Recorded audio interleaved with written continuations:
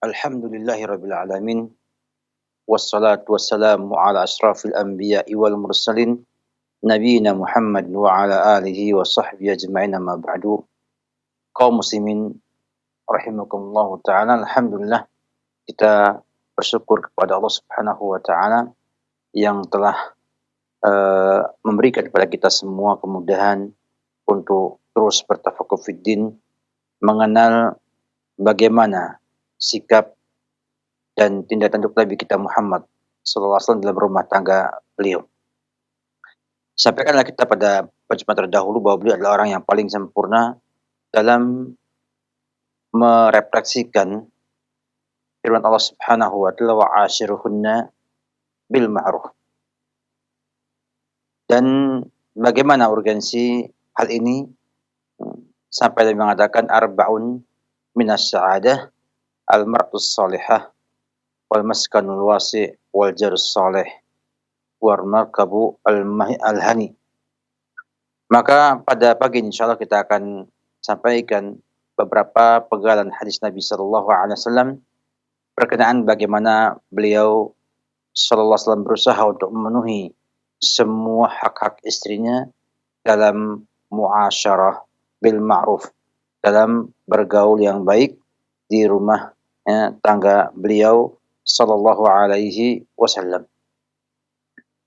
Di antara adalah hadis Anas bin Malik yang mengatakan kana Nabi sallallahu alaihi wasallam yatufu ala nisa'ihi fil lailati al-wahidati wa lahu yawma idin tis'un niswah. Anas bin Malik, khadimnya Rasulullah sallallahu alaihi wasallam, mengatakan bahwa dulu Rasulullah SAW itu keliling kepada para istrinya semua dalam satu malam. Beliau bergaul dengan istri beliau dalam satu malam itu sekali putaran. Dan itu kata beliau, walahu yaumaidin, dan beliau waktu itu memiliki 9 istri. Di sini Al-Hafidz Ibnu Hajar memberikan sebuah komentar, sebuah penjelasan tentang hadis yang mulia ini. Kata beliau dalam kitabnya Fathul Bari di tingkat 11 halaman 356, beliau mengatakan kana sallallahu alaihi wasallam ma'a kauni akhshan nasillah wa a'lamuhum bihi yakthur tazwija li maslahati tablighil ahkam ala la yatla alaiha ar-rijal. Nabi kita SAW itu bersama beliau orang yang paling takut sama Allah Subhanahu wa taala, paling faham dengan Allah Subhanahu wa taala, memperbanyak pernikahan untuk maslahat menyampaikan hukum-hukum yang tidak bisa diketahui laki-laki. Wal idharil mu'jizatil balighati fi kharqil 'adati likaunihi kana la yajidu ma yashba'u bihi min al-quti ghaliban. Wa in wajada kana yu'thiru aktsarihi wa yasumu katsiran wa yuwasil wa ma'a dhalika fa kana yatufu ala nisa'ihi fil lailati wahidah.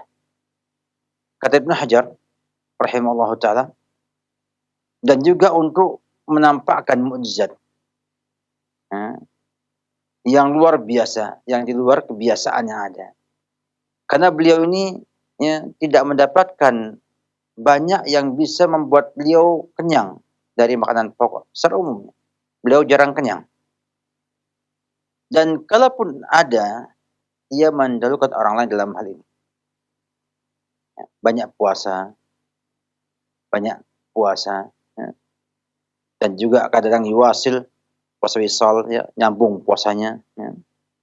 Namun dengan demikian keadaannya, beliau mampu untuk berhubungan suami istri dengan para istrinya satu malam 9 orang jumlahnya. Menunjukkan di sini ada hikmah yang agung dari pernikahan Nabi yang besarnya. Dengan banyaknya, 9 dalam satu waktu. Untuk menampakkan bahwa banyaknya istri bagi beliau tidak mengurangi atau menyibukkan beliau dari ibadah kepada Allah Subhanahu wa taala. Sebagaimana disampaikan oleh eee, Samhudi dalam kitabnya Syifa, kata beliau, "Wa lam yusghilhu kathratuhunna an ibadati rabbih." Ya, tidak menyibukkan dia, banyaknya istri tersebut dari ibadah kepada Allah Subhanahu wa taala. Menunjukkan bahwa di antara hikmah kita lihat, eee, Nabi kita punya istri banyak dan beliau mampu untuk menggauli mereka semalam seluruhnya, ya, adalah dalam rangka untuk menampakkan, ya, kekuatan Nabi kita Muhammad sallallahu alaihi wasallam. Apalagi bangsa Arab dahulu, ya, sangat memuji orang yang memiliki istri yang banyak. Sehingga menjadi tokoh yang sangat disegani, yang di samping juga sangat disayangi dicintai oleh para sahabatnya radhiyallahu anhum. Dan itu tujuannya adalah untuk menyampaikan hukum-hukum yang berurusan dengan rumah tangga Nabi. Ya tentunya tidaklah banyak orang laki-laki yang bisa melihat beliau, ya, hubungan suami istri, menggauli istrinya, kemudian bagaimana berhubungan dalam dalam kamarnya beliau dan sebagainya macamnya. Sehingga beliau ini walaupun istrinya banyak, ya, namun, ya, mampu untuk mencukupi semua kebutuhan para istrinya, ya, dan demikian juga para istrinya pun demikian juga, ya. Yang salehah itu selalu menyiapkan diri mereka untuk suaminya.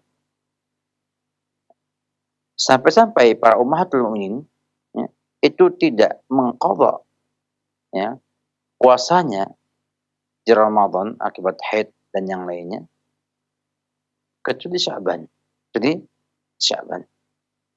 Dan tidak mencegah mereka kecuali, ya, sibuk melayani Nabi kita Muhammad sallallahu alaihi wasallam.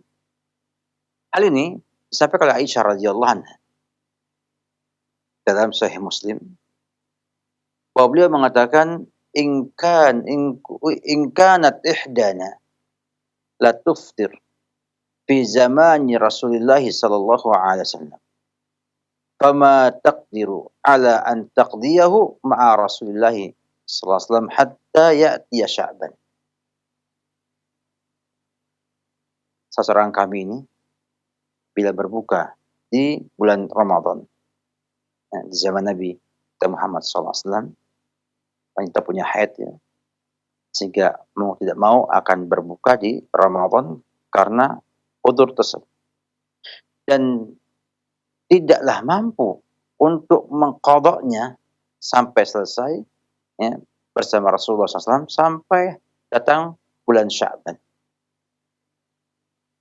Rawi mengatakan, makna as-sughlu bi Rasulillah SAW adalah ma yamna'uhunna min dzalika siwal insyighal bi Rasulillah sallallahu alaihi wasallam. Tidak mencegah mereka untuk mengqadha waktu sebelum Sya'ban kecuali sibuknya mereka melayani Rasulullah sallallahu alaihi wasallam. Bahkan Imam Nawawi rahimahullah dalam syarah Sahih Muslim mengatakan, inna kulla wahidatin min nisa'ihi sallallahu alaihi wasallam kanat muhiyatan nafsaha li Rasulillah sallallahu alaihi wasallam listimta'ihi fi jami'i awqatiha in arada dzalika. Setiap orang dari istri beliau itu menyiapkan dirinya untuk Rasulullah sallallahu alaihi wasallam agar beliau, ya, bisa, ya, berhubungan dengan para istrinya di seluruh waktunya jika beliau menginginkan.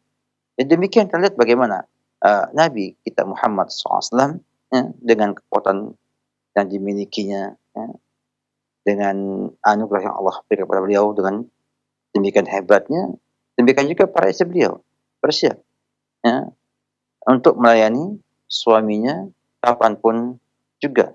Ini kata Imam Nawawi, hadza minal adab. Ini masuk daripada adab. Demikian juga kalau kita melihat kepada hadis yang lainnya, ya, dapatkan bahwa Nabi kita Muhammad SAW itu di bulan Sya'ban lah, beliau ini berpuasa hampir sebulan. Sehingga memungkinkan untuk para istri beliau untuk mengqadha di bulan Sya'ban tersebut, ya, karena Nabi tidak membutuhkan mereka di siang hari karena sedang berpuasa. Sehingga waktu itu digunakan oleh para istri Nabi untuk menunaikan qadha puasa mereka, ya, dengan tanpa mengganggu ataupun mengurangi hak-hak suami mereka sallallahu alaihi wasallam. Demikianlah hebatnya para ummahatul mukminin, ya, yang Allah persiapkan untuk mendampingi Rasulullah sallallahu alaihi wasallam. Demikian juga masuk adab etika yang Nabi sampaikan kepada kita semua. Berkenaan dengan muasyarah bil ma'ruf ini, beliau menyampaikan dalam hadis Jabir bin Abdullah, kata Jabir mengatakan, ya, qafalna ma'an Nabi sallallahu alaihi wasallam min ghazwatin falamma dhahabna linadkhula qala amhilu hatta tadkhulu lailan ay isya, ya, likai tamtashid asy'athah wa tastahid maghibah. Perlahan-lahan sampai kalian masuk di malam hari. Itu waktu isya. Agar kaum wanita itu, ya, menyisir rambutnya dan membersihkan dulu kemaluannya. Artinya agar ia berhias dan membersihkan badannya. Maka di sini Nabi kita juga dalam rencangan mengatakan, "Idza qadima ahadukum lailan fala ya'tina ahlahu turqan hatta tastahiddal maghibah wa tamtashidda al-sya'ta." Jika seorang kalian datang di malam hari, maka jangan mendatangi keluarganya dengan mendadak, sampai dia bisa membersihkan bulu kemaluannya, ya, dan menyisir rambutnya. Dia bisa berhias, ya, untuk menyambut sang suami tersebut. Maka di sini tampak sekali bagaimana Nabi kita Muhammad sallallahu alaihi wasallam, ya, memberi kepada kita sebuah etika, ya, dalam muasyarah bil ma'ruf dengan para istri kita di rumah dengan memberitahu keluarga, ya, tentang kedatangannya, ya. Sehingga dia bisa bersiap-siap, dia bisa berhias, ya, sebelum kedatangan sang suami, ya, dan tidak datang mendadak mengagetkan mereka. Sehingga ia melihat istri dalam keadaan yang ia tidak ingin melihatnya dalam keadaan demikian. Demikian detailnya Nabi kita Muhammad SAW menyikapi permasalahan ini. Sehingga banyak sekali didapatkan problem rumah tangga dengan sebab ketidakfahaman ataupun, ya, kesalahan dalam memahami kondisi masing-masing. Seorang laki-laki ingin melihat istri dalam keadaan baik, rapi, cantik, ya, dan juga sebaliknya. Sehingga ketika sang suami datang ke rumah dan mendapatkan pemandangan yang tidak disukainya, lambat laun akan muncul, ya, perasaan bosan, perasaan yang membuat dia akhirnya berpikir untuk mencari yang lainnya, ya, atau berpikir untuk melakukan hal-hal yang tidak baik yang akan bisa merusak kehidupan rumah tangganya. Dan dapatkan sekarang ini, ya, kaum wanita lebih senang berhias di luar rumah dibanding berhias dalam rumah.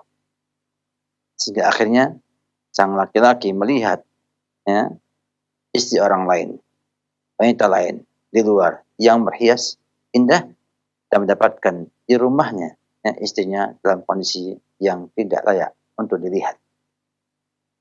Sehingga demikian bagaimana Nabi kita Muhammad SAW berikan sebuah etika yang baik, sehingga tidak ada gambaran dalam benak suami bahwa rumput tetangga lebih hijau dari rumput yang dimilikinya. Demikian kita lihat bagaimana etika-etika ini Nabi sampaikan kepada kita semua dalam rangka untuk menjaga keutuhan rumah tangga, dalam menjaga keutuhan rumah tangga dan untuk membendung atau untuk membatasi munculnya, ya, problematika dengan sebab ini. Demikian juga Nabi kita Muhammad SAW bolehkan seorang mengulangi hubungan suami istrinya, mengulangi hubungan seksualnya di satu malam beberapa kali.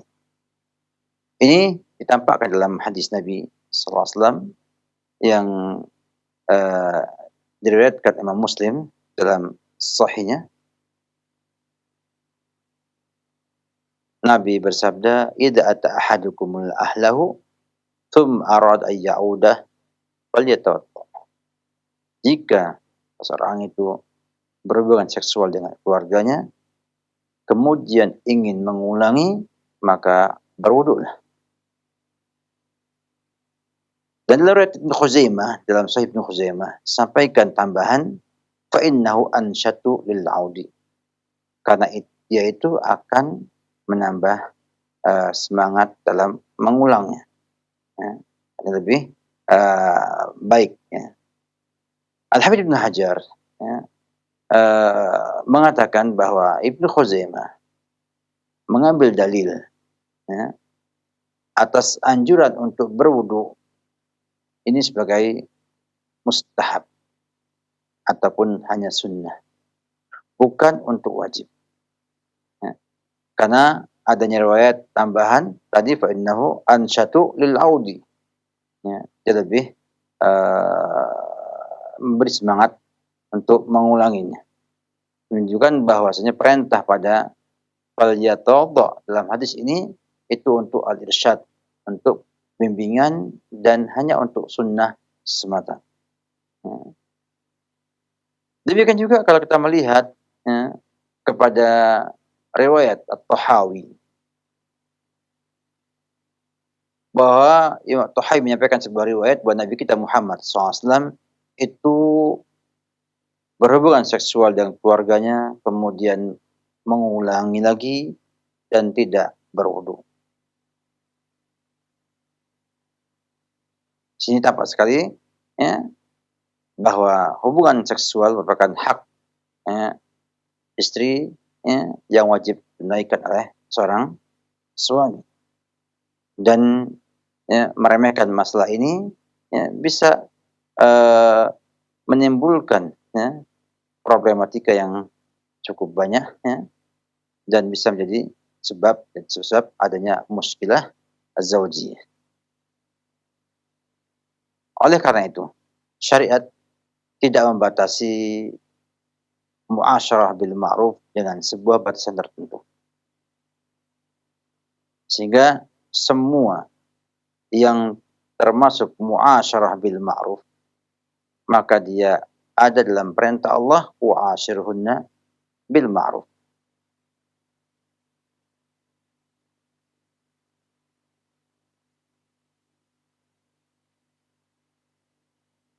Ibnu Taimiyah rahimahullah telah pernah ditanya tentang seorang laki-laki apabila sabar atas istrinya sebulan, 2 bulan, ya, tidak menggaulinya, apakah dia berdosa atau tidak? Ya, apakah ya, sang suami dituntut untuk berbuat demikian? Kata beliau, ya, wajib bagi seorang untuk ya, berhubungan seksual dengan istrinya dengan ma'ruf. Dan dia kata beliau min auqadi haqqiha. Min auqadi haqqiha. Ya, wa a'zamu min it'amiha. Tapi memandang bahwasanya hubungan seksual ya, atau hubungan suami istri ya, adalah hak istri yang paling tegas ya, paling kuatnya dan lebih agung, lebih besar daripada memberi makan sang wanita. Kata beliau, wal wat'u wajibun. Hubungan ini hukumnya adalah wajib. Qila innahu fi kulli arba'ati asyhur marrah. Ada yang mengatakan bahwa paling tidak 4 bulan sekali. 4 bulan sekali. Ada yang mengatakan juga kata beliau, para ulama mengatakan bahwa biqadri hajatiha wa qudratihi. Sesuai dengan kebutuhan wanita dan kemampuan sang laki-laki. Kama yut'imuha biqadri hajatiha wa qudratihi. Dan sebagaimana memberi makan kepada wanita itu dengan ukuran hajat kebutuhannya dan juga kemampuannya. Wa hadza asahul qaulain. Ini yang paling benar kata Ibnu Taimiyah rahimahullahu taala.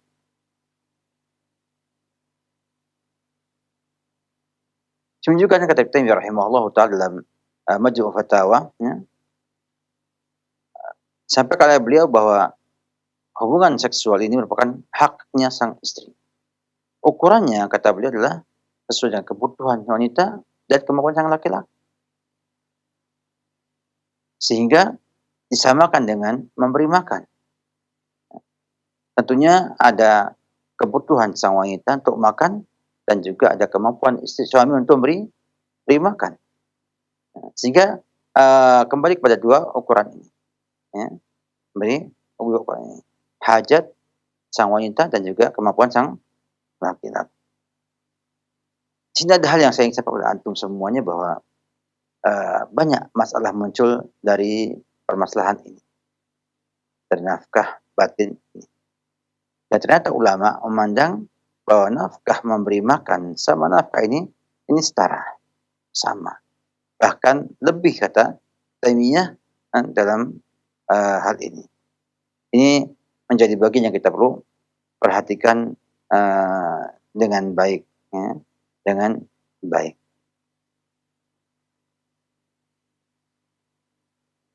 Ada juga pendapat yang lainnya, ya, kalau Ibnu Hazm dalam kitabnya Al-Muhalla, ya, itu mengatakan bahwa wajib bagi seseorang laki-laki untuk, ya, menggauli istrinya, ya,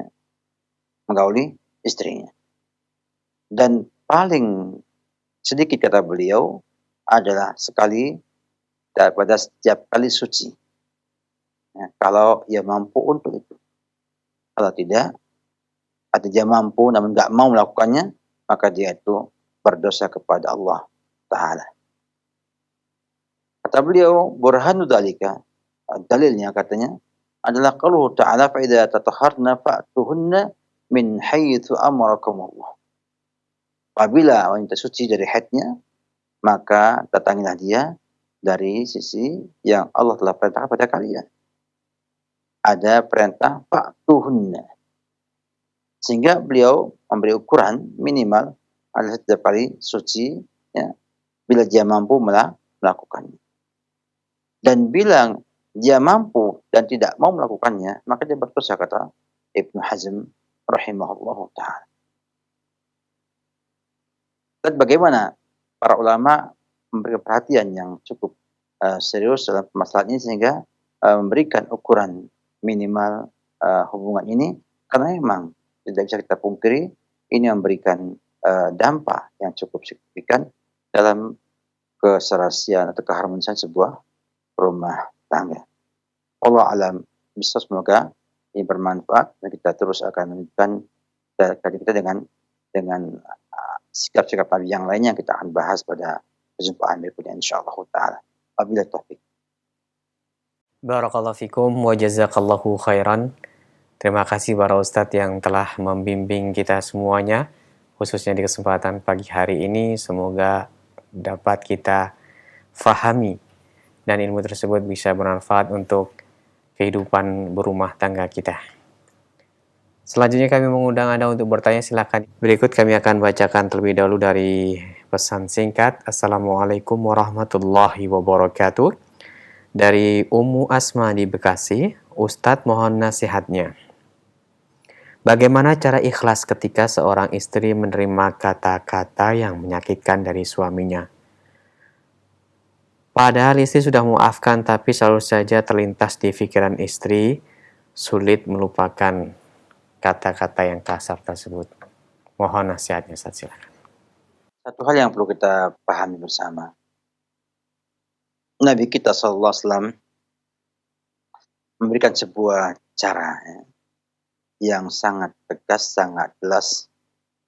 Ia mengatakan dalam hadis yang sahih, ihris ala ma yanfa'uka wa la ta'jaz wasta'in billah. Semangatlah kita untuk mengambil yang bermanfaat bagi kita. Jangan putus asa, jangan lemah, dan mohonlah kepada Allah Subhanahu wa taala. Wa in asabaka syai'un faqul qaddarallahu wa ma syaa fa'al. Dan jika menimpakan sesuatu yang tidak kamu inginkan, maka kita mengucapkan qadarallahu wa ma syaa fa'al. Artinya, seorang muslimah begitu melihat suaminya punya sifat seperti itu, lisannya tajam, ya, maka pertama ada semangat yang tinggi untuk berusaha bagaimana suami tidak berbuat demikian. Apa saja yang bermanfaat yang bisa kita lakukan untuk mengobati sang suami agar lisannya tidak tajam, ya, itu diusahakan. Dan mohon kepada Allah, mohon kepada Allah untuk merubah akhlak sang suami. Tapi kalau kemudian belum juga dapatkan yang terbaik, maka katakan qadarullah ma syaa fa'al. Artinya pertama kali kita kena caci maki sang suami, kita itu harus ingat ini semua dengan takdirnya Allah Subhanahu wa taala. Tidak mungkin terjadi tanpa takdirnya Allah Subhanahu wa taala. Yang pertama harus kita tetapkan.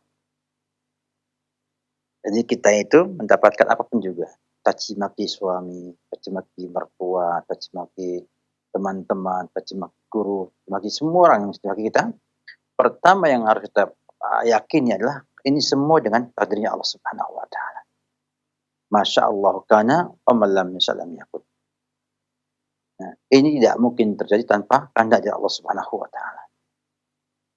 Ini langkah pertama yang harus kita yakini pertama kali.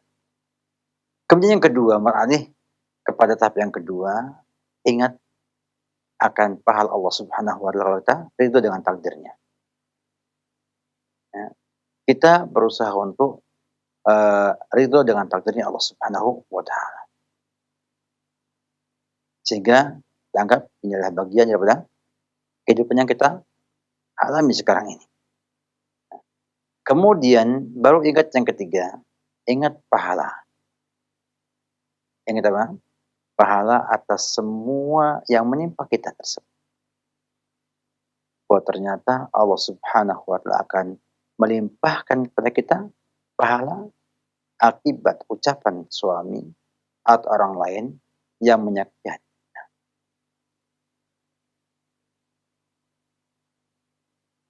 Kemudian setelah itu yang berikutnya harus ingat bahwa suami itu hanya sekali-kali mencaci maki kita. Lebih banyak baiknya ketimbang buruknya. Sehingga kita kemudian berusaha untuk menutup mata kita dari semua kekurangan suami kita agar kita tetap istiqomah mencintainya. Maka di antara hikmah daripada perintah Allah untuk wala tansawna fadla bainakum pada suami istri yang sudah menikah kemudian bercerai, jangankan lupa dengan keutamaan yang lain itu. Jangan lupa kamu bahwa sang suami itu punya banyak sekali kebaikannya dan ada keburukannya. Maka kita tidak lihat keburukannya terus. Kita jangan ingat keburukan terus, tapi ingat kepada kebaikan yang lain. Sehingga itu bisa mengurangi rasa sakit di hati kita. Dan setan pintar sekali berusaha untuk terus mengingat kita agar kita ingat terus sakitnya itu di dada, sakitnya kita tidak mampu untuk merubah sikap tersebut. Jadi kalau kita yakini semuanya, insya Allah tidak ada dendam dengan suami. Tidak ada benci dengan suami, semua dengan takdir Allah Subhanahu wa taala. Dan kita berusaha terus untuk baik yang ada, baik kaji yang ada, dan mengajak suami untuk memahami Islam dengan benar. Saya yakin bila ia kemudian belajar agama dengan baik dan mengetahui hakikat Islam dengan baik, insya Allah dia akan berusaha menjaga lisannya tidak mencaci maki ataupun menyakiti hati sang istri tersebut. Jadi kita harus demikian. Jangan dipertahankan sakit hati itu sampai akhirnya menjadi sebuah dendam dan bisa malah membuat kita tidak mampu beribadah dengan baik kepada Allah Subhanahu wa taala. Ingat, kita semuanya akan hidup di akhirat nanti yang kekal dan dunianya hanya sebagai ampiran yang mungkin hanya sebentar kita itu mendapatkan ini. Jadi, jadikan itu sebagai bentuk musibah pada kita semua dan kita bisa menikmati musibah itu dengan syukur kepada Allah Subhanahu wa taala yang akan memberikan kepada kita ampunan atas dosa-dosa yang kita miliki akibat daripada rasa sakit yang kita miliki tersebut. Wallahu a'lam bishawab. Baik Ustaz, barakallahu fikum, jazakallahu khairan. Pertanyaan berikutnya kami bacakan dari Abdullah di Jakarta yang bertanya, Assalamualaikum warahmatullahi wabarakatuh Ustaz. Mau bertanya, Ustadz, bagaimana saya mensiasati kehidupan rumah tangga? Sebenarnya saya sebagai seorang suami ingin menunaikan kewajiban untuk memenuhi kebutuhan jasmani seperti berhubungan dengan istri. Akan tetapi istri yang menolak, tidak mau melayani suami. Berjalan udah bertahun-tahun. Bagaimana Ustadz dalam menghadapi kasus yang seperti ini? Terima kasih. Yang jelas secara hukum sang perempuan berdosa. Perempuan berdosa bila suaminya ingin memberikan nafkah tersebut dan dia tidak mau. Bahkan Nabi mengatakan apabila seorang suami meminta kepada istrinya untuk berhubungan suami istri, kemudian ia menolak tanpa ada uzur, maka mereka akan melaknatnya sampai suami itu ridho dengan sang istri tersebut.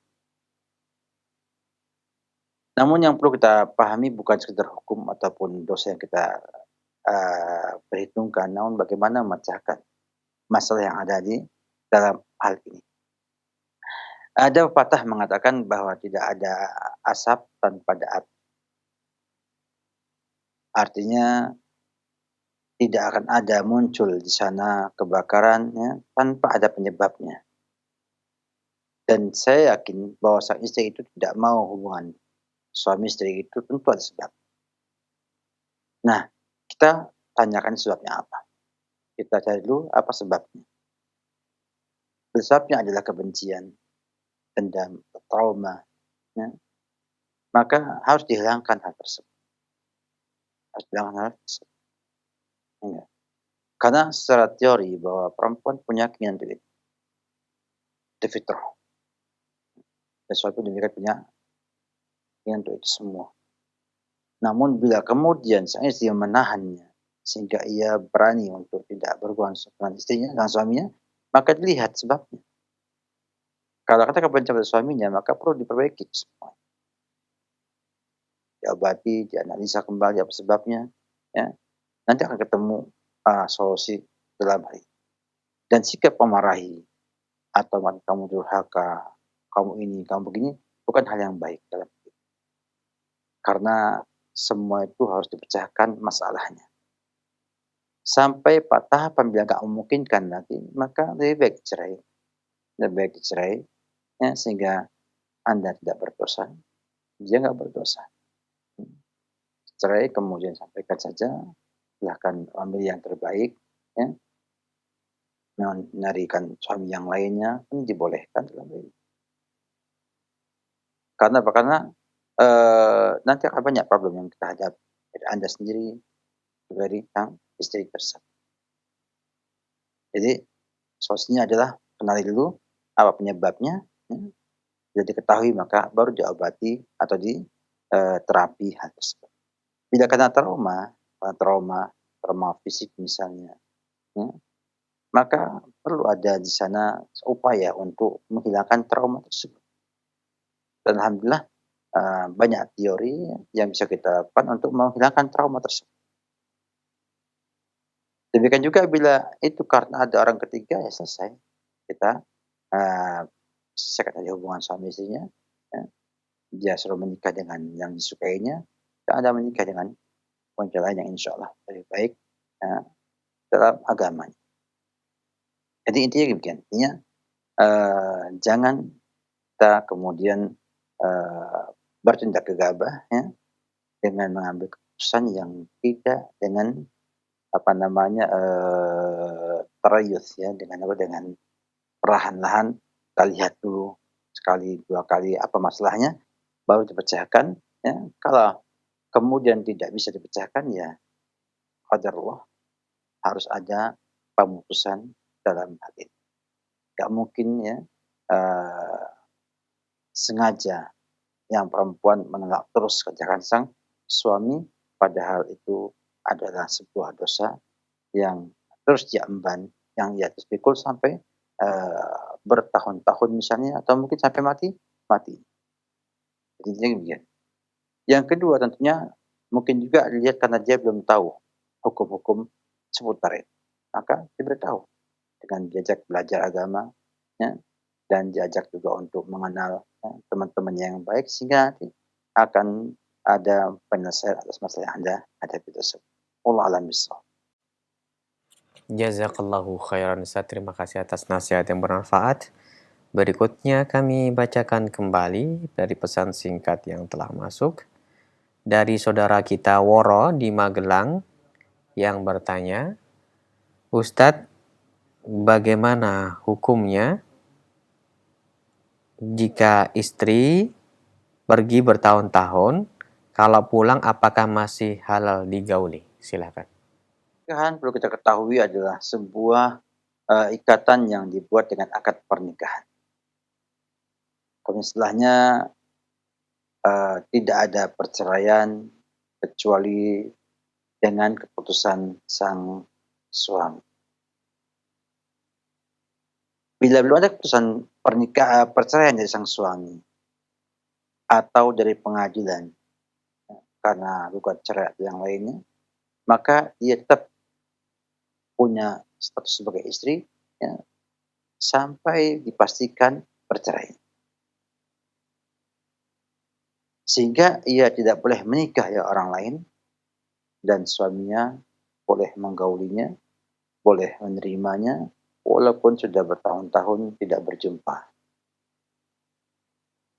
Karena sang suami belum memutuskan hubungan pernikahannya dan istri belum minta pengadilan untuk memutuskan hubungan pernikahannya, maka ia tetap ada pada hubungan pernikahan sampai jelas ada keputusan cerai dari suami atau dari pengadilan yang ada. Wallahu a'lam bishawab. Barakallahu fikum, jazakallahu khairan. Terima kasih para ustadz yang telah menyampaikan nasihat bermanfaat pada yang bertanya khususnya dan kita semuanya yang mendengarkan pada kesempatan kali ini. Selanjutnya kami berikan kesempatan untuk yang ingin menghubungi via telepon. Langsung saja Anda sampaikan dan perkenalkan diri dan sampaikan pertanyaannya. Halo.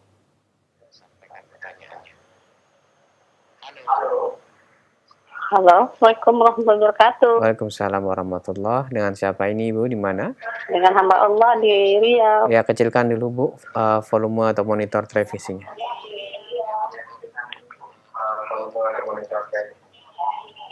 Iya. Assalamualaikum warahmatullahi wabarakatuh, Ustaz. Waalaikumsalam, silakan Bu. Ini Ustaz, saya ingin menanyakan apakah pernikahan seorang wanita yang muslimah dengan seorang muslim masih dikatakan sah sedangkan sang suami tidak jarang melakukan sholat. Terima kasih. Assalamualaikum warahmatullahi wabarakatuh. Waalaikumsalam warahmatullahi wabarakatuh. Semoga bisa dipahami pertanyaan Ustaz, silakan. Tentang status pernikahan ya, muslim dan muslimah, tapi muslimnya ini jarang sholat, kadang sholat kadang nggak sholat. Ini kembali kepada hukum sang muslim tersebut. Apakah ia masih muslim atau sudah keluar dari agama ini? Apabila dihukumi beliau sudah masih muslim, maka pernikahannya masih sah dan masih tidak masalah. Tapi kalau dihukum sudah kafir, maka pernikahan itu bisa lepas atau bisa diputuskan. Kembali kepada khilafnya para ulama rahimahullahu taala tentang orang yang meninggalkan sholat karena malas. Di mana didapatkan bahwa pendapat jumhur ulama adalah tidak kafir. Namun ada hukuman ya untuk bertobat selama 3 hari. Bila tidak maka dipenggal kepalanya ya sebagai sebagai hukuman. Ini yang pertama. Kedua dalam mazhab Hanabilah, Hambali mengatakan hukumnya kafir. Ya. Dan banyak pembahasannya. Yang jelas sebaiknya wallah bisawab adalah kita kembalikan kepada ulama ya, yang memang berkepentingan untuk itu, atau ke pengadilan ya, syar'i atau mahkamah syariah. Kita agak susah ini ya untuk menghukumi apakah dia itu sudah kafir atau belum kafir. Ya. Kalau ia belum pasti kafir, maka hukumnya dia muslim. Orang muslim yang belum pasti kafirnya, maka tetap dihukum sebagai orang muslim. Maka selama belum ada keputusan tetapkan sebagai orang yang kafir atau murtad, ya, maka dia tetap muslim. Dan karena muslim, maka dia itu masih sah pernikahan dengan istrinya yang muslimah. Wallahu a'lam bishawab. Jazakallahu khairan. Terima kasih pada Ustadz yang telah menyampaikan jawabannya. Berikutnya kami undang kembali, silakan bagi Anda yang memperdalam materi, bertanya seputar pembahasan ini. Kami tunggu di layanan telepon. Halo.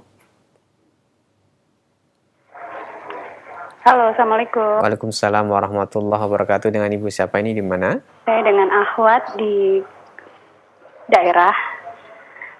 Afwan Ustadz, nanya, kalau seorang Ahwat menikah dengan pria yang belum mengenal sunnah, hukumnya apa ya Ustadz? Maksudnya kan akhwat perempuan, maksudnya udah ngaji gitu. Iya, udah. Oh ya. Ya. Baik. Iya. Terima kasih. Silakan Ustaz. Secara hukum sah. Selama dia muslim, maka dia sah. Namun secara maslahat ini tergantung kepada sang pria dan juga sang wanita. Kenapa demikian? Karena tentunya keduanya itu bila tidak serasi, tidak sejalan, maka akan banyak rintangan, akan banyak problem yang akan muncul di sana. Contohnya, sang perempuan pengen berjilbab rapat, menutup auratnya semua. Sang laki-laki pengennya dia terbuka, berhias di luar rumah. Maka muncul di sana problem. Ya kalau kemudian keduanya mampu untuk mengambil jalan pemecahan yang terbaik, ya, bisa kembali kepada agama sebagai seruan atau sebagai sebuah standar. Ya. Kalau khilaf ada apa, kembali kepada kita dan sunnah. Kalau tidak, maka sang istri akan mengalami permasalahan yang cukup pelik. Ya. Artinya akan bisa disebab putur dari agamanya. Berapa banyak didapatkan wanita yang sudah belajar agama baik, pesantren, kemudian keluar menikah dengan suaminya yang belum mengerti hakikat Islam, belum pernah belajar tentang Islam dengan baik, akhirnya sudah. Artinya akhirnya dia banyak melanggar syariat Islam karena perintah dari sang suami tersebut. Namun bukan juga hal yang jarang terjadi bahwa wanita yang sudah berjilbab bahkan bercadar menikah dengan orang awam yang belum tahu agama tapi punya semangat untuk belajar agama. Akhirnya istrinya menjadi sebab dia untuk belajar agama dan akhirnya menjadi orang yang serasi. Artinya suaminya mendukung semua amal solehnya sang istri. Jadi hubungannya bukan kepada hukumnya. Kalau hukum jelas hukum. Hanya kepada permasalahan nanti mungkinkah tidak muncul komunikasi yang baik antara dua orang yang beda frekuensinya. Artinya kalau ada AM, ada FM, ya, itu nggak nyambung. Maka dibutuhkan adanya sebuah upaya. Ya. Bila sang wanita mampu untuk mengarahkan sang laki-laki untuk ikut frekuensinya, maka insya Allah tidak ada masalah. Kalau tidak ada masalah. Bila kemudian dia kalah frekuensi, maka jangan meninggalkan istiqomah yang dimiliki. Itu sangat mahal harga sebuah keistiqomahan. Mahal sebuah harta, sebuah keistiqomahan, harga yang mahal. Ya. Kenapa? Karena hidayah itu bila hilang dari kita, maka muncul adalah musibah dan kecelakaan. Oleh karena itu, ya, banyak para ustadz yang bicara saya ini hanya pada poin yang belum jelas pada banyak orang adalah bahwa bukan tidak sah pernikahan antara akhwat yang sudah belajar, ya, yang sudah ngaji, sudah bercadar, mungkin pokoknya sudah istiqomah atau multazimah dalam bahasa Arabnya, dengan laki-laki yang belum multazim, ya, atau tidak satu manhaj, satu akidah. Semua itu tidak ada larangan secara pasti, ya, dalam Islam. Hanya ada pada maslahat pernikahan tersebut. Ya. Dan umumnya, wallahu a'lam, ya, secara teori dan juga secara lapangan, memang suami itu sangat mempengaruhi istiqomahan sang istri. Bayangkan bila istri harus taat sama suami, maka sang istri akan mentaati. Ya. Kemudian bila ada khilaf antara istri dengan suami, istri mengatakan ini wajib, istri mengatakan ini sunnah, maka akan muncul lagi cekcok di rumah tersebut. Dan bila sang istri mengalah dari agama yang dia yakini. Dan seterusnya. Belum lagi kalau kemudian diajak kepada hal yang sifatnya malah merusak agama dan merusak akidah yang dimilikinya. Jadi hendaknya seorang muslimah berusaha untuk melihat kembali. Apabila didapatkan suami itu yang baik, mau belajar agama dengan baik, punya semangat untuk ibadah sama Allah dengan baik, ya, maka lihat lagi diri dia, mampu nggak dia mempengaruhi calonnya itu untuk lebih baik lagi. Bila mampu, silahkan. Ya. Islam membolehkan pernikahan muslim dan muslimah. Dan masalah memilih ini, Nabi ajarkan sendiri kepada kita semua. Fatimah bin Qais ketika dilamar oleh Muawiyah dan Abu Jaham, ya, Muawiyah dan Abu Jaham, semuanya sahabat Nabi, semuanya orang soleh semua. Ya. Tetapi Nabi melihat maslahatnya bukan pada kedua orang ini, pada Usamah bin Zaid. Maka kata Nabi SAW, kalau kamu selesai masa iddah kamu, kasih tahu saya. Ketika selesai masa iddahnya, maka dia kata kepada Nabi ingkihi Usamah, nikahlah dengan Usamah. Dan akhirnya Fatimah bin Qais mengatakan mendapat kebahagiaan bersama Usamah bin Zaid tersebut. Artinya pernikahan itu bukan setelahnya sah dan tidak sah, boleh atau tidak boleh, tetapi menyangkut sebuah perubahan nasib yang akan datang. Ya. Artinya menyangkut masa depan kita. Kalau orang sekarang ini, ya, belajar sampai perguruan tinggi, mengambil pelajaran yang susah-susah, matematika, teknik dan sebagainya, untuk merubah masa depan dia menjadi lebih baik lagi, maka itu seorang wanita muslimah demikian juga, ya, berusaha untuk mencari suami yang mampu membuat ia lebih baik dalam agama, dalam akhlak, dalam ibadahnya kepada Allah Subhanahu wa taala. Tidak hanya sekedar, ya, melihat tampak luar saja, casingnya saja, tapi melihat kepada apakah sang suami mampu membawa ia kepada surga atau akan membawa kepada neraka. Tinggal milih. Ya. Carilah yang membawa ke surganya Allah Subhanahu wa taala, sehingga tidak muncul permasalahan yang sering kita bahas setiap hari Sabtu ini, kecuali karena ketidaktahuan pasangan suami istri terhadap agama Islam yang benar. Maka dari sini kita bertegaskan bahwa secara hukum boleh saja, ya, seorang muslimah atau akhwatnya menikah dengan orang biasa. hanya orang yang umum, ya. Tapi yang dilihat adalah apakah nanti akan membawa dia kepada surganya Allah atau kepada neraka. Dia yakin akan membawanya kepada surganya Allah, menikah. Menikah dan kemudian taqa Allah. Namun kalau nggak yakin, janganlah. Ya. Kenapa? Karena lebih baik kita istiqomah terus, ya, dan Allah akan kasih jodohnya sesuai dengan apa yang ditakdirkan Allah Subhanahu wa taala. Jodoh tidak akan lari dikejar. Akan datang sendiri dan akan datang pada waktu yang kita ketahui, ya, kepada kita semua. Allah a'lam bishawab. Nah, Ustaz, barakallahu fikum, jazakallahu khairan. Terima kasih atas jawaban yang telah disampaikan. Semoga menjadi tambahan ilmu untuk kita semuanya. Berikut kami akan beralih ke pesan singkat kembali. Kami bacakan, Assalamualaikum warahmatullahi wabarakatuh, dari hamba Allah di Lombok. Ustadz, suami saya bekerja di Saudi Arabia. Dahulu sering pulang setahun sekali. Dan sekarang sudah 6 tahun tidak pulang.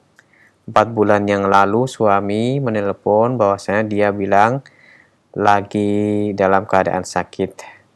Selama 7 bulan tidak bisa mengirim nafkah kepada saya dan anaknya. Apakah pernikahan kami masih dilanjutkan atau batal, Ustaz? Silahkan.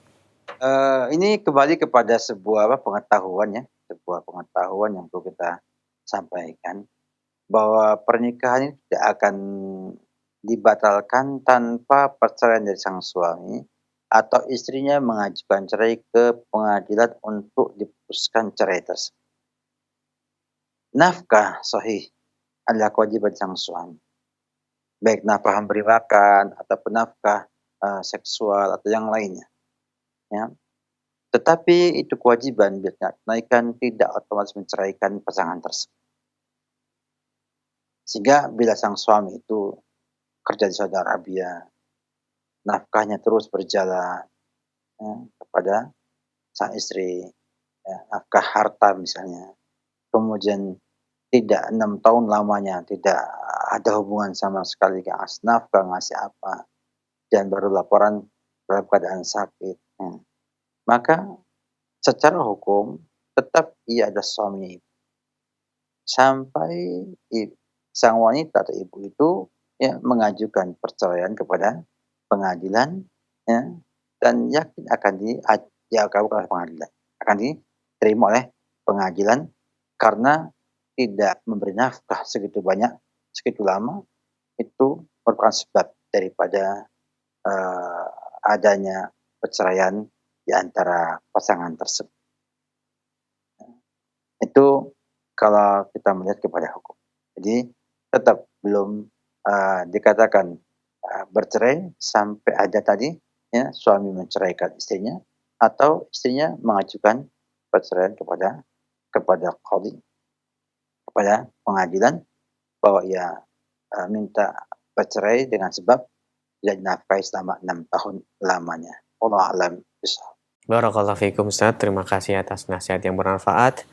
Kami bacakan pertanyaan dari hamba Allah. Assalamualaikum warahmatullahi wabarakatuh, Ustaz.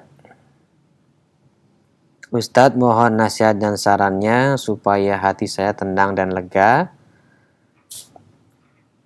Saya sudah tidak berhubungan dengan suami beberapa tahun ini. Tapi jika saya tanya, suami ikhlas katanya. Saya sudah berusaha untuk ke dokter dan minum obat-obatan, tapi sampai sekarang masih belum bisa melayani suami.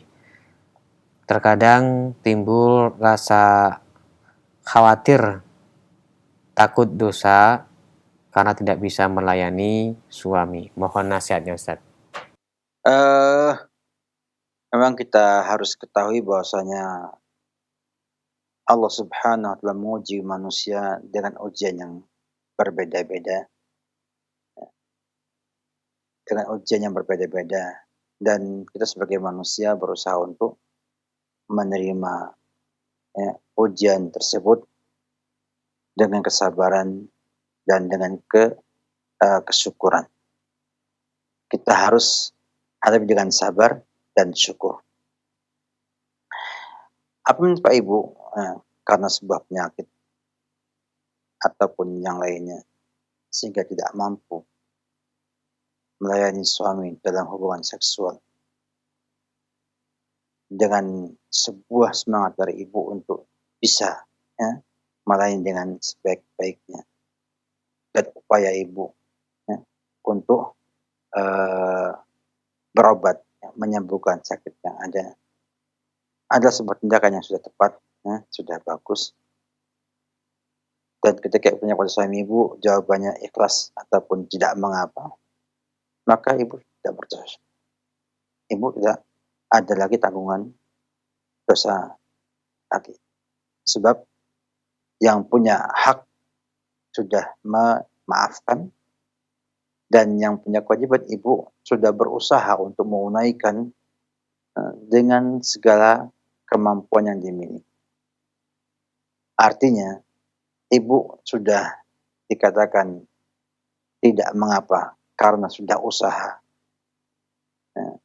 Ditambah lagi dengan sang suami yang memaafkan hak yang dimilikinya tersebut. Maka berilah kepada suami apresiasi atas itu semuanya, dengan ibu memberikan yang terbaik kepada suami, walaupun tidak mampu memberikan kepada suami layanan seksual yang memang merupakan hak daripada sang suami.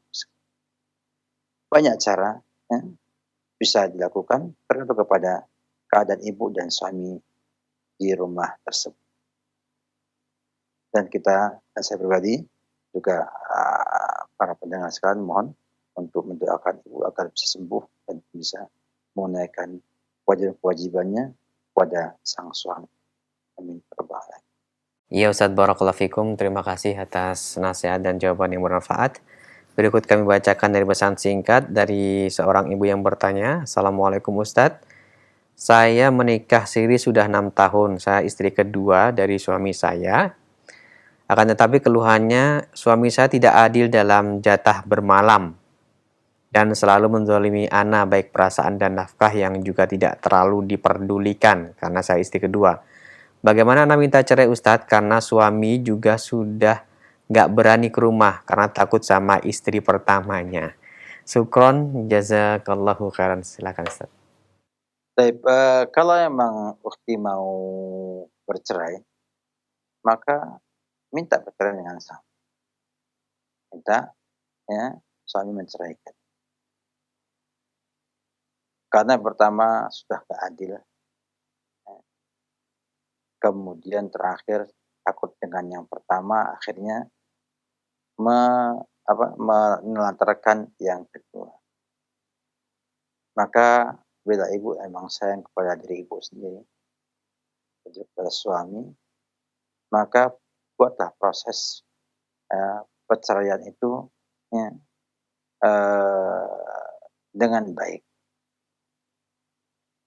Pengadilan bisa menjadi sarana untuk membuat gugat cerai, dan membuat ibu bisa menuntut suami untuk melepas ibu. Namun masalahnya adalah ketika ibu menikah dengan suami sebagai istri yang kedua dengan cara siri, tidak punya legalitas yang bisa digunakan untuk mengurus perceraian di pengadilan. Sehingga ketika mengurus, kata dia, mana buktinya ibu telah menikah dengan. Maka bisa dengan cara kekeluargaan. Dengan mungkin orang tua ibu atau famili ibu yang menjumpai sang suami dan minta dia untuk menceraikan ibu. Dan kalau suami orangnya baik, tentu dia akan mau menceraikan ibu. Cukup dengan dia mengatakan, kamu atau saya telah menceraikan fulana, selesai. Artinya diungkapkan itu sekarang apalagi ada video call ya, ada video call, kan tinggal video call, kemudian ngomong, "Kamu saya cerai." Maka sudah jatuh talak dalam hal itu. Ya mudah, ya mudah sekali untuk kita terapkan itu, asalkan sang suami mau menceraikan itu. Kalau nggak mau, maka butuh ada orang ketiga yang mendesak dia untuk melakukan tindakan, eee, merubah sikap menjadi baik kepada yang kedua, atau menceraikan. Dan itu paling gampang memang pengadilan itu karena ibu, mungkin tidak ada surat resmi, maka bisa dengan cara tadi ya, keluarga ibu datangi ya, atau mungkin juga bersama keluarga sang suami ya, ketemu, musyawarah, minta tolong untuk diselesaikan ya, dibuatkan surat perceraian ya, atas, dasar, laki-laki memang menceraikan ibu. Nanti akan cerai sendiri ya, dengan cara seperti itu. Kalau memang, sudah demikian keadaannya dan ibu ingin bercerai dari suami tersebut. Wallahu a'lam bishawab. Jazakallahu khairan Ustaz. Terima kasih atas nasihat yang bermanfaat. Berikut kami bacakan kembali dari seorang ibu. Assalamualaikum Ustaz. 12 tahun yang lalu saya menikah dengan duda yang bercerai dari istrinya. Pada pernikahan tahun ketiga, ternyata suami saya menikah lagi dengan menggunakan surat cerainya dengan istri yang pertama dulu, sebelum dengan saya. Suami saya dan istri yang dinikahi itu merekayasa dokumen pernikahannya agar bisa menikah secara resmi di KUA. Apakah pernikahan yang dilakukan suami saya ini sah? Karena banyak orang yang dibohongi termasuk penghulu yang menikahkan mereka. Syukron Ustaz, silakan. Pernikahan yang dilakukan oleh sang suami itu sah secara hukum syar'i. Karena penghulu itu bukanlah syarat sahnya pernikahan. Ya. Asalkan sang wanita yang kedua menikah dengan wali yang dimilikinya. Masalah legalitas itu bukanlah satu penghalang untuk sahnya sebuah pernikahan. Artinya kalau dia misalnya memalsukan dokumennya, menggunakan surat cerai yang lama untuk nikah dengan yang baru, saya juga heran. Mestinya ketika menikah diambil oleh KUA sebagai bukti bahwa ia telah bercerai dengan yang pertama dan kemudian dibuat statusnya berubah. Anggaplah bahwa itu mampu dilakukan oleh dia. Maka pernikahan tetap sah dan sebaiknya ibu sebagai wanita yang muslimah berusaha untuk berdamai dengan sang suami ya, sehingga suami bisa menunaikan hak-hak dua istrinya tersebut. Ya, dua istrinya tersebut. Jadi insya Allah kalau setelah pernikahannya tetap sah walaupun dia berdosa dengan bohong-bohong yang dia lakukan tersebut. Artinya sebetulnya tanpa adanya resmi pun ya, pernikahannya sah. Pernikahannya sah. Jadi ingat ya, bahwa pernikahan itu sah walaupun tanpa diketahui oleh negara. Tetapi apakah kemudian baik? Tidak baik. Ya. Karena menyangkut banyak hal. Maka ulama mengatakan tetap menggunakan legalitas negara sebagai sebuah upaya untuk menggapai banyak maslahat dari sebab terdaftarnya ia dalam legalitas negara tersebut. Jadi intinya bahwa pernikahan tetap sah ya, walaupun dia bohong dalam menyiapkan dokumentasi yang ada. Wallahu a'lam bishawab. Barakallahu fikum Ustaz. Selanjutnya kami beralih kembali untuk Anda yang ingin menghubungi kami. Bertanya langsung via telepon silahkan. Halo. Halo, Iya, dengan siapa ini di mana? dengan Bu Yuli di Situbondo. Silakan Bu Yuli pertanyaannya. Ya, saya mau nanya Pak Ustadz. Saya ingin mengadakan selamatan sunatan itu sunatan cucu saya. Tapi saya mau sarannya, apakah itu Pak Ustadz? selamatan itu, selamatan sunatan. Saya ingin sarannya. Begitu saja Pak Ustadz. Assalamualaikum warahmatullahi wabarakatuh. Waalaikumsalam warahmatullahi wabarakatuh. Silakan Ustaz. Namanya walimatul khitan. Di antara walimah yang memang ada di masyarakat adalah walimatul khitan. Walimatul khitan. Dan Ibnu Hajar memasukkan dalam kategori walimah yang diperbolehkan dalam Islam, itu walimatul khitan.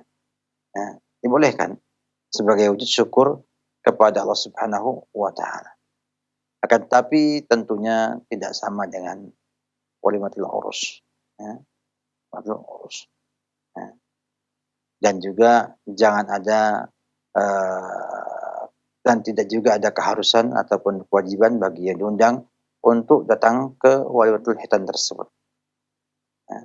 Sehingga sebenarnya walimatul khitan yang ada di kita itu kadang berlebihan. Kadang berlebihan sampai diarak, naikkan ke singa-singaan dan sebagainya. Ini hal yang berlebihan, yang tidak baik. Karena khitan itu adalah perkara yang sunnah dari Nabi kita Muhammad SAW, dan itu tanpa walimatul khitan pun tidak ada masalahnya.